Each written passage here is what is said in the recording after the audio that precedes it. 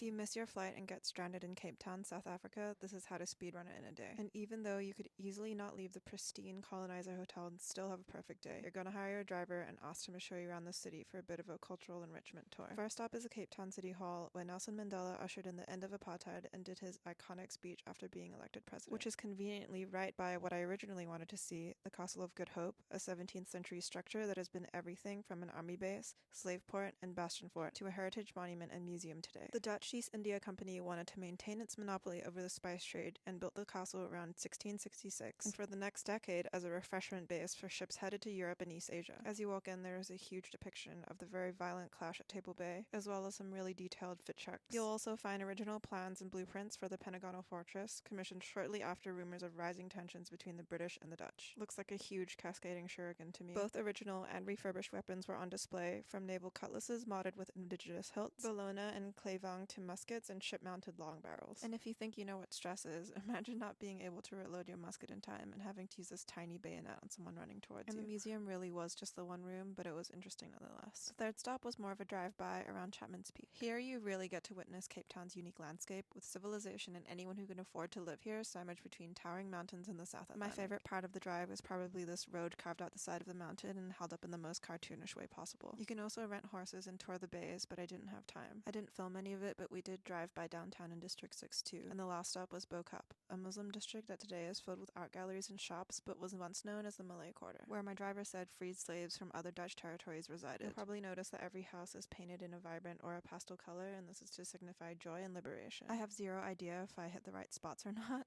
but remember to tip your driver well, and I'll see you in the next one. Bye!